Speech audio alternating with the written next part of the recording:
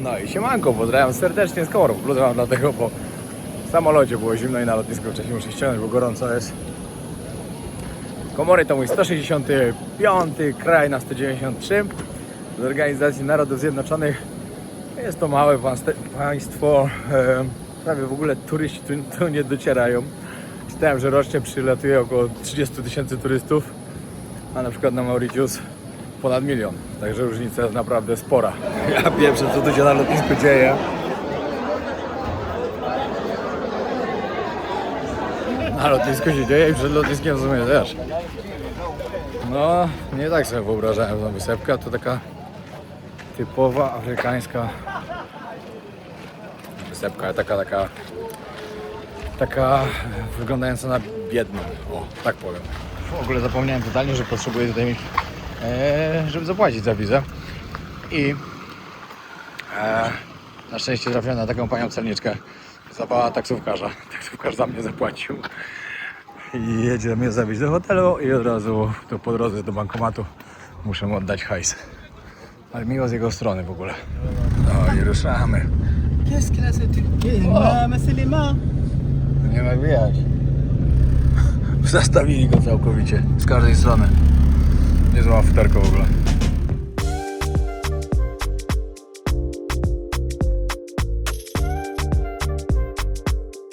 No i fura nam klękła po drodze. Trzeba zmienić na inną. No ale ogólnie wam powiem, że tak jak jedziemy już od godziny, no, to się trochę nie dziwię, że mało turystów tu przyjeżdża.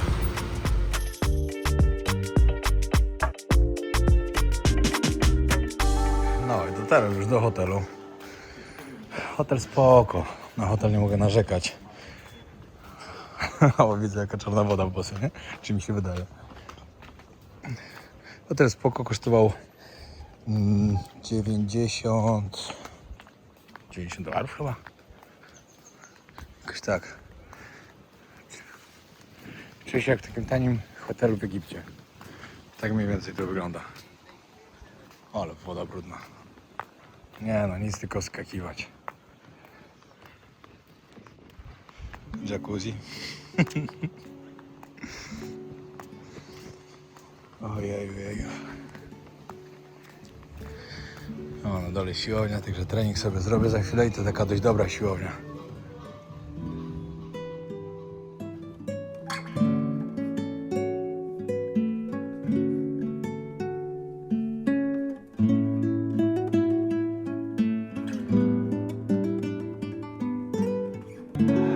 Siłownia fajna, naprawdę jak na hotel. Chciałem wam powiedzieć o nowej kolekcji ubrań od Extreme Hobby. Mamy spodenki różne kolory, nowe koszulki są oczywiście też i dużo innych gadżetów, także zapraszam serdecznie na stronę Extreme Hobby. Wpisujecie podróże wojownika, wyskakuje, ale lustro brudne. No i tam też możecie kupić moją książkę. Moja ucieczka, wysyłka i do Polski i za granicę. Także polecam. I oczywiście SFD. Dziękuję.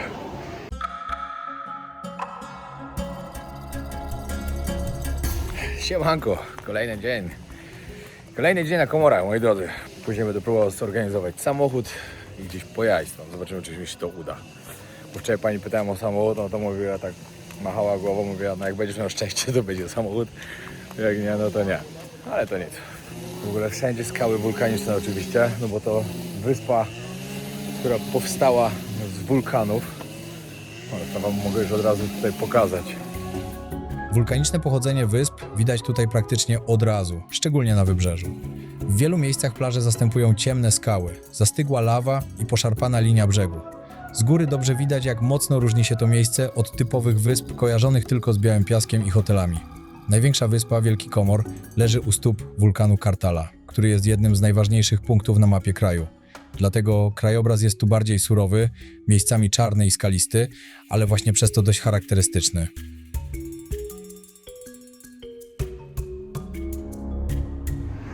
Ruszam właśnie na poszukiwania karty SIM.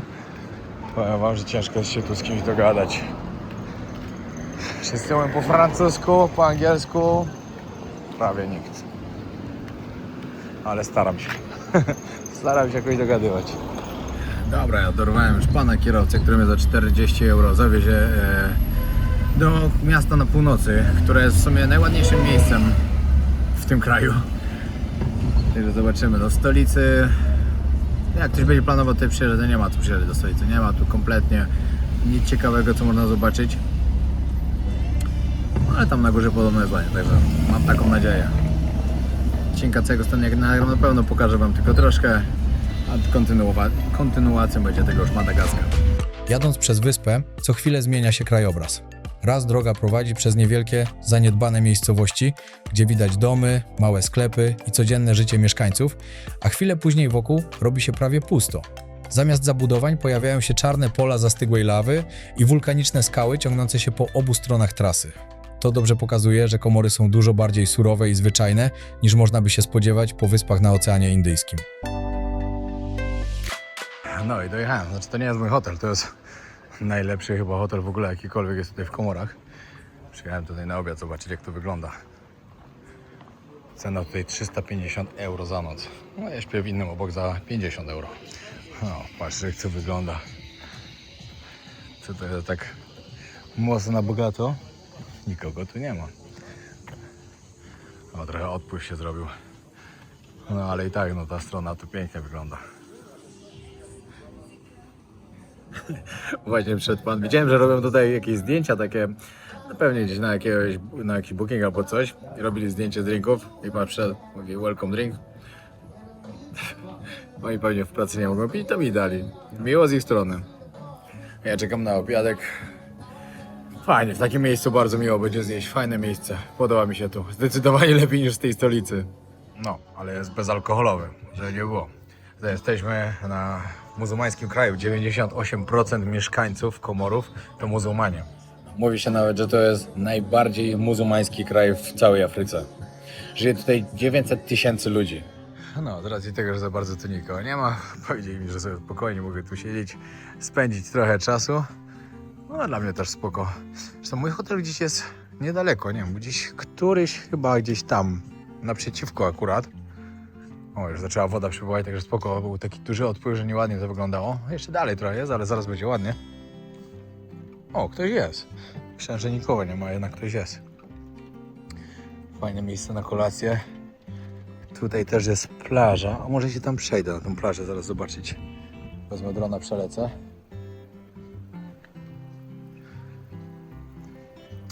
Pięknie. Powiem wam, że ktoś naprawdę doinwestował kupę pieniędzy w ten hotel.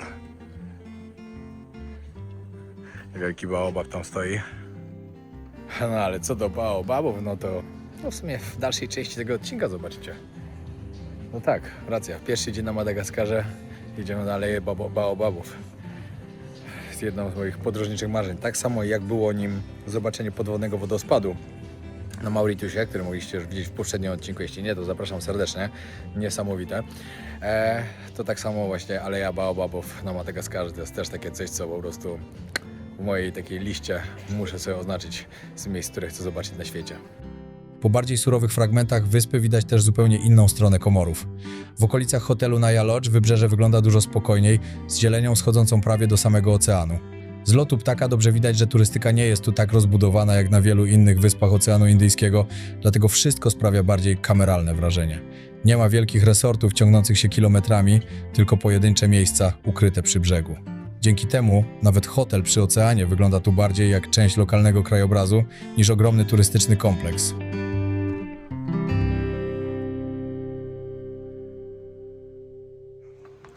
Nie no, widziałem, że ludzie wskazują, że to miejsce jest zdecydowanie najładniejsze na wyspie. No ale że będzie aż tak pięknie, to się nie spodziewałem. To jest chyba zejście do tej plaży tam. Zaraz się przejdę zobaczyć. Trochę wykorzystuję ich gościnność. No ale jak już mi pozwalają, to czemu nie?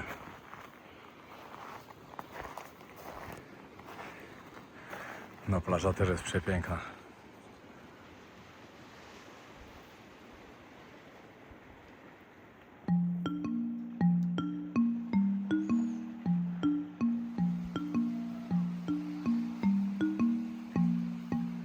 Zrobię im lekką reklamkę za free. No Chyba ktoś tu będzie jechał, będzie szukał fajnego miejsca. No, ale w sumie jak sprawdzicie booking, to miejsce zdecydowanie jest najlepsze.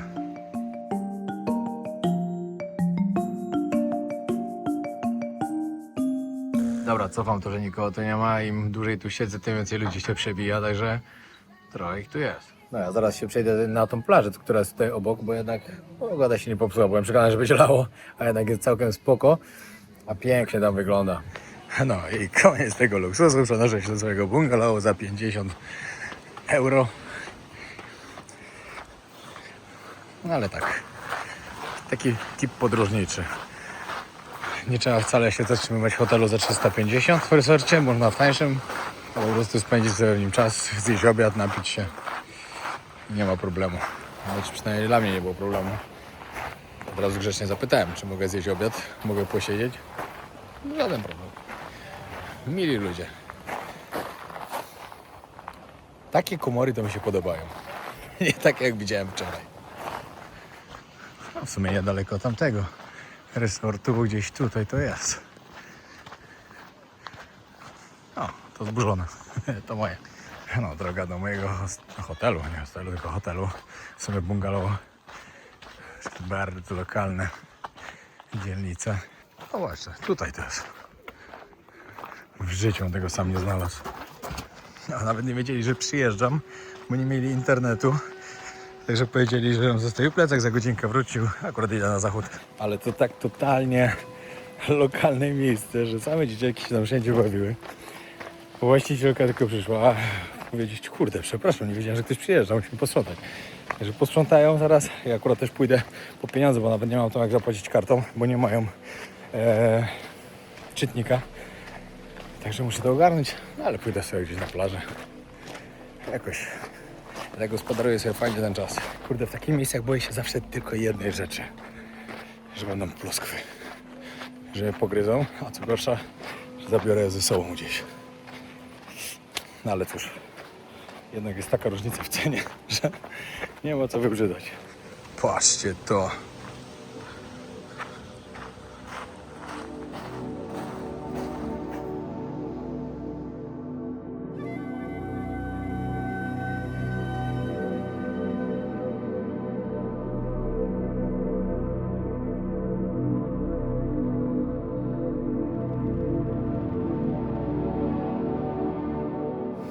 No i koniec tego pięknego dnia. Idę jeszcze do tego hotelu zjeść kolację, bo tam u mnie nie ma. Pani od razu zapyta, kurde, będziesz coś jadł? Ja mówię, nie, zjem tam w hotelu, całe szczęście. Przynajmniej szczera. No, powiem wam, że cieszę się na jutrzejszy dzień. No, będzie kolejny fajny, kolejny ciekawy na pewno, ale najważniejsze jest to, że jutro, dobra, w sumie pojutrze, bo to będzie 2:30 ląduję na Madagaskarze, kolejnego dnia w nocy czy nad ranem, to około 3:00 dojadę do 3:30 dojadę do hotelu, a tam czeka na mnie już moja lalitka, nie mogę się doczekać, serio. No a tak wygląda moja chatka, w której śpię. Łóżko moskitiera, nie ma żadnego wiatraka, powiem wam, że będzie gorąco. Klimat to wiadomo, nawet nie myślałem, ale wiatraka też nie ma. No ale cóż, dałem radę.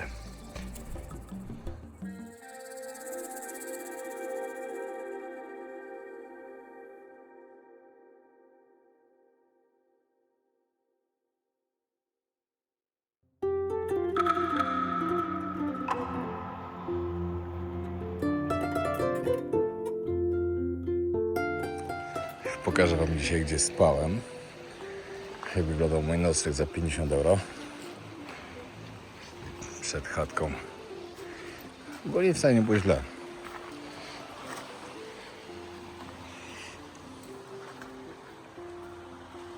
Tutaj mój pokój w środku.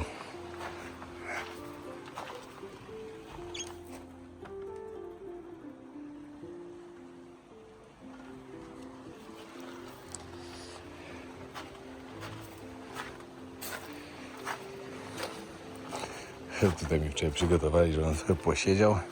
No i tak szybko poszedłem spać. I zaraz wam pokażę jeszcze łazienkę, jak wygląda.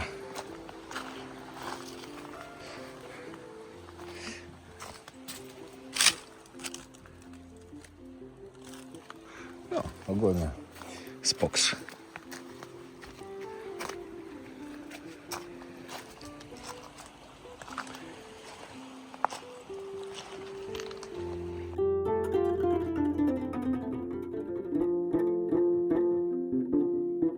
No ja już się pozbierałem z hotelu.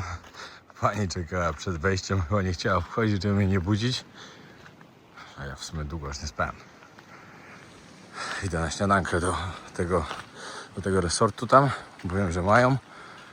Także sobie tam wykupię i później muszę przeczekać trochę. No, samolot mam dopiero o 16:30.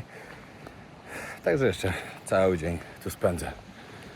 Na 14 mam zamówioną, tak no dobra, nie cały dzień, pół dnia. Na 14 mam taksówkę zamówioną.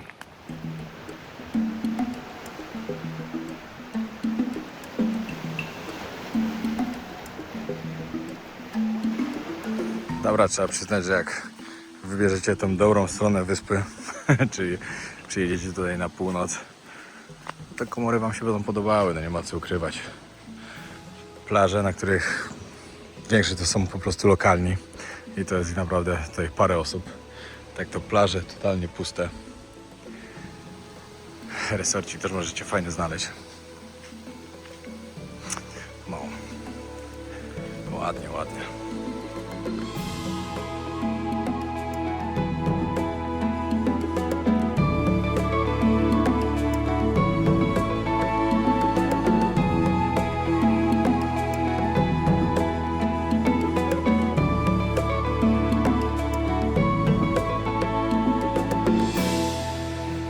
Zarobiście tu jest.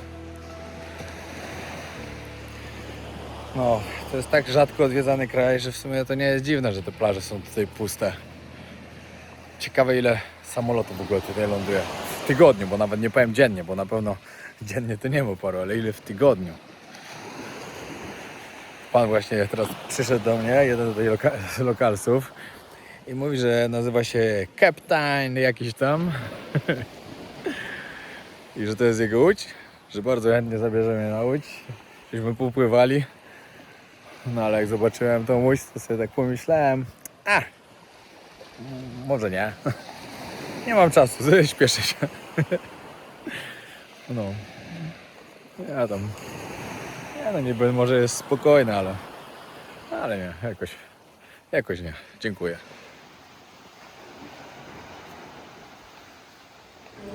No, ja już na lotnisku. Następny przystanek Addis Abeba. Byłem tam już chyba 10 razy w tym roku. A później Madagaskar.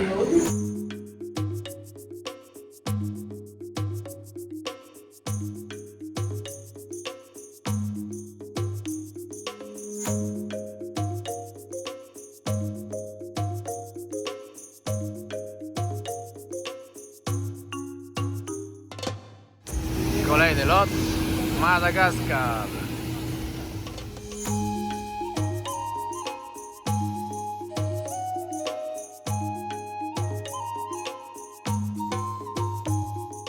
Druga 30 w nocy. Jestem na Madagaskarze. Dobra, na lotnisku wszystko łatwo poszło, ale tu jest tak zimno, że masakra. Wszyscy są ubrani na długo, a ja jak zwykle wyluzówka. Nie spodziewałem się, że tu będzie zimno. Serio, jest 15 stopni.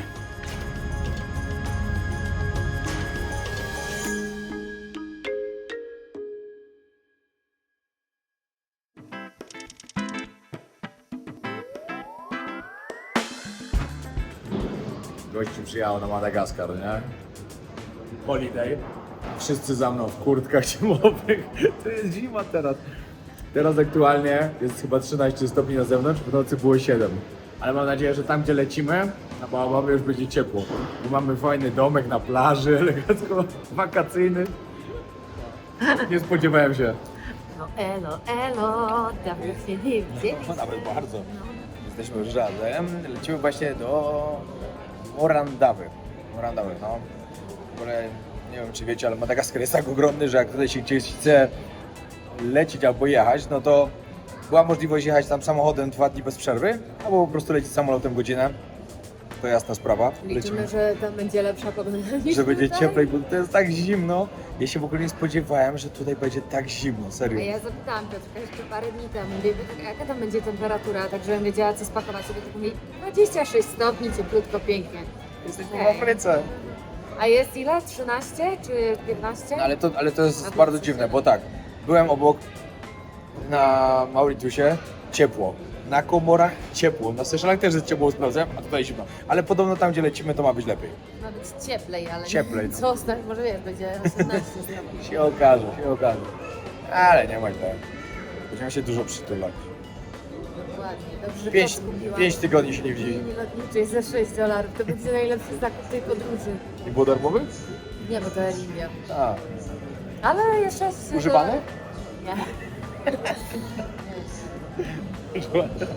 Od kogoś.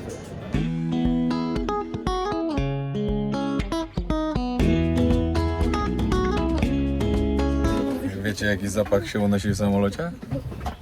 Polskich frankfurterek. Nie no, to jest cieplutko. Ale super. To mamy lato. Taksówka ogarnięta, 10 dolców musimy zapłacić, mamy w sumie 20 minut drogi. No i jeszcze wcześniej do bankomatu, bo nie mamy nic kasy w sobie.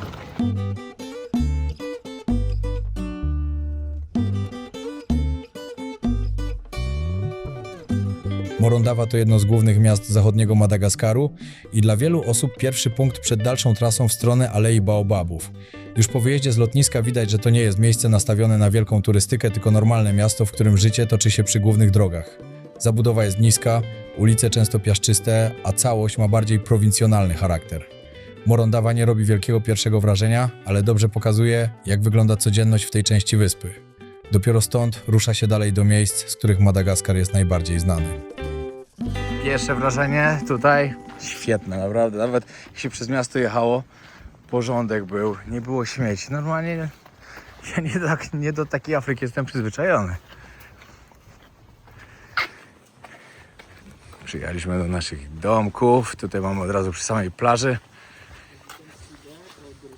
Aha, okej. Tutaj mamy restaurację. Możemy zejść tutaj, no. I zobaczyć na plażę.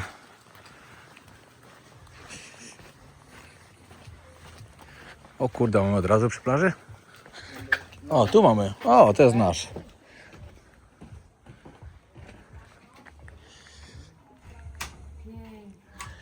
Ale czad. Tutaj mamy restaurację. Idziemy właśnie na jakiś odbyt. Jesteśmy strasznie głodni. Basenik też jakiś jest. Za ten domek daliśmy za 3 dni 200 euro. Myślę, że całkiem spoko. O. A za 3 godziny będziemy tam. Aleja Baobabów. Jedno z moich takich rzeczy, które naprawdę chciałem zobaczyć, taki z mojej checklisty do odwiedzenia na świecie. W ogóle w tej podróży już 3 takie miejsca będą. Czyli wodospad w Wenezueli, podwodny wodospad na Mauritiusie i Aleja Baobabów na Madagaskarze. Niesamowite. I ruszamy na najważniejsze miejsce, które trzeba zobaczyć na Madagaskarze. Od razu w pierwszy dzień chcemy zobaczyć. Startujemy z wysokiego C od razu. Dokładnie tak. Ogólnie cały odcinek tak ciekawostki i tak dalej. Madagaskarze to bardziej zobaczycie w kolejnym odcinku, bo to jest kontynuacja po prostu tego, co miałem na Komorach, ale właśnie w tym odcinku pokażę. Przyjechał nasz kierowca, który nas zabierze właśnie na Aleję Baobabów. Kierowca, którego nie ma.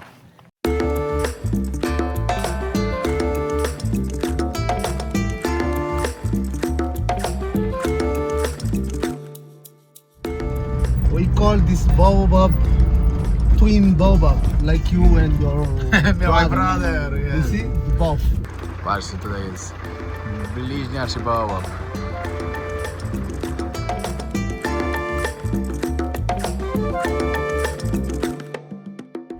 Pan nam właśnie teraz wytłumaczył, że każdy centymetr obwodu baobaba to 1 rok. Czyli jak ma 5 metrów obwodu, to ma 500 lat. Jak ma 10 metrów, to 1000 lat. A ja pamiętam, w Tanzanii widziałem tak ogromny, że... Ale to był inny rodzaj. Ogólnie jest 9 rodzajów baobabów, co jest też bardzo ciekawe. A tutaj jest 7. Tutaj na Madagaskarze jest 7. z czego tu, gdzie jesteśmy teraz dokładnie w tym regionie, to są 4. Ale no te co są tutaj, to są mega wyjątkowe, które po prostu są takie grube, aż do samej góry i tak jakby parasolka jest. Fajnie to wygląda.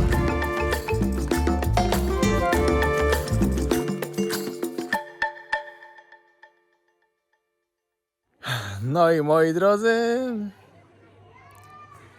piękna aleja baobabów na Madagaskarze.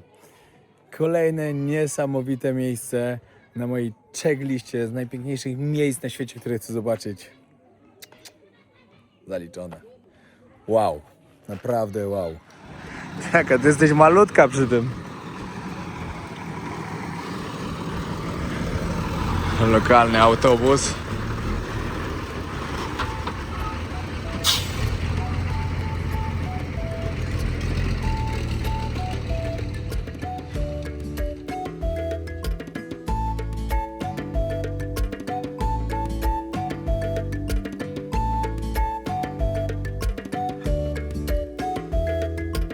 Dobra, z ciekawostek o tym miejscu, a raczej o baobabach.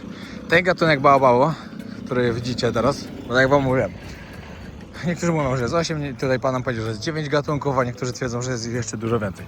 Ale ten jest najbardziej popularny, najbardziej znany właśnie tutaj z Madagaskaru i rośnie do 30 metrów w górę.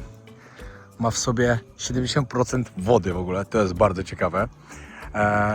I baobaby na świecie, w tych miejscach, które możecie zobaczyć, lub w innych częściach Afryki, w Australii też podobno są. Ja też widziałem baobaba na Sri Lance.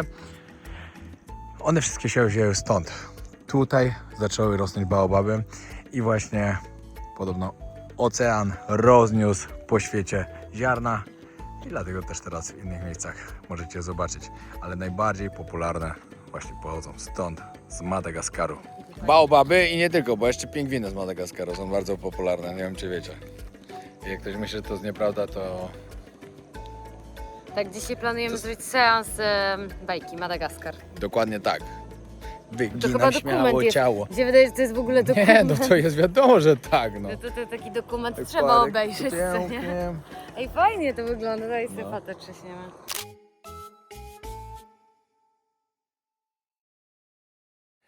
Teraz wam powiem fajną ciekawostkę, którą nam kierowca powiedział. On mówi tak, raz tutaj ludzie z plemienia, co tu mieszka, zatrzymują go i mówią, po co ci biali przyjeżdżają oglądać te drzewa? Nie, po co ci biali tu przyjeżdżają? A on mówi, no oglądać te baobaby. I nie mogą się nadziwić, że ludzie płacą pieniądze, żeby oglądać drzewa. Żeby trzeba pooglądać. I ja mu mówię, no ale wiesz jak jest, na Madagaskar większość ludzi, która przylatuje tutaj, to typowo dla tych baobabów. Ponieważ jest to tak unikatowe w skali świata. Znaczy, no dobra, no wiadomo, też macie w innych miejscach te baobaby, tak jak wam mówiłem, Ale bo się nie rozniosą. tak, Ale nie nie tak. tak, nie to co tutaj. Nie, to musi Tu być jest ta wyjątkowe alejka. miejsce. No, dokładnie. No, warto było, nie zawiedliśmy się. No. Ej, w ogóle fajnie, bo to jest wstęp darmowy. No, tylko trzeba wziąć kierowcę. Za kierowcę zapłaciliśmy, żeby nas wziął z tej wioski, gdzie tam mieszkamy. Tam z powrotem 50 € za transport.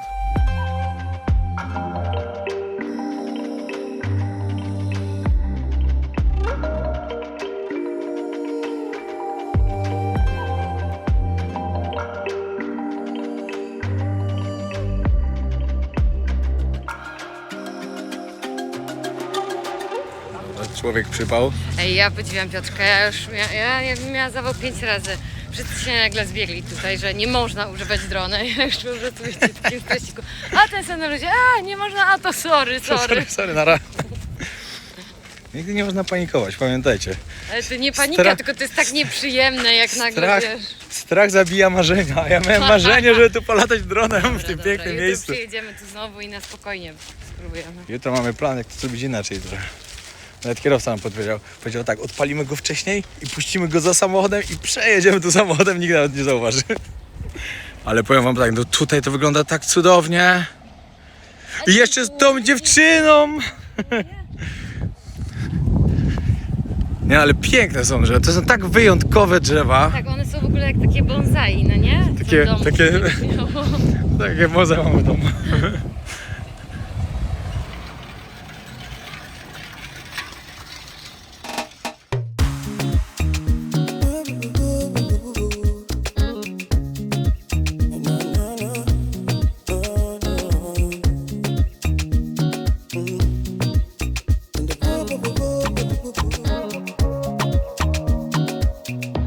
Niesamowite, 17 godzina, a tu już zachodzi słońce.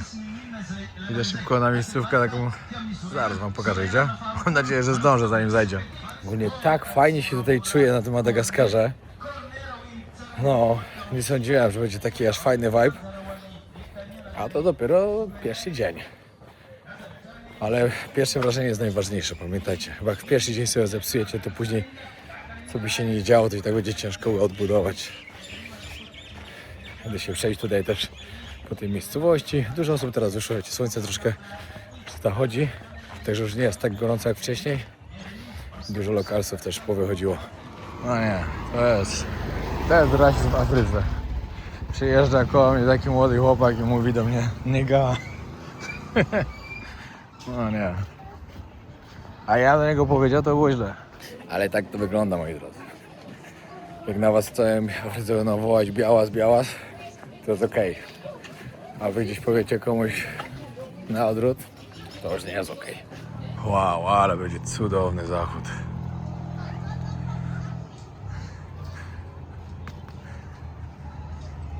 Madagaskar jest tak ciekawym miejscem, tak ciekawym krajem. 90% roślin, które tutaj występują tylko i wyłącznie tutaj.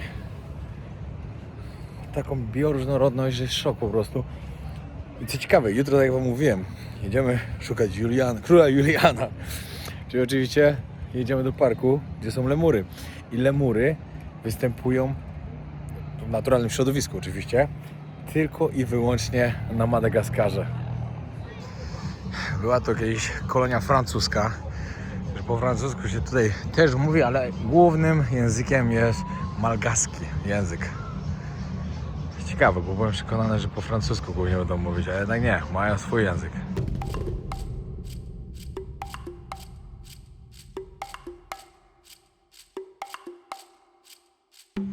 Co do populacji w tym kraju, ile ludzi tutaj żyje, no to jest coś koło 31 milionów. No bardzo zbliżona populacja do Polski, no wiadomo, w Polsce jest parę więcej, ale Madagaskar jest dwukrotnie większy powierzchniowo.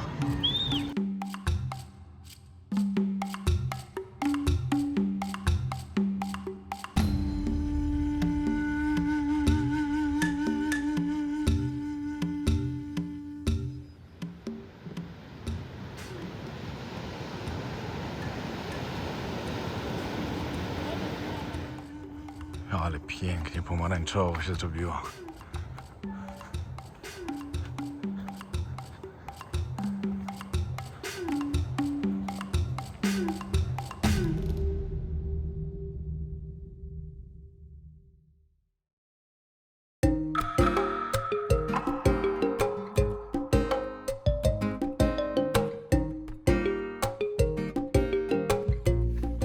No i koniec tego odcinka, moi drodzy, jest kolejny dzień. Właśnie przyjechał po nas pan, który zabiera nas dzisiaj do Parku Narodowego.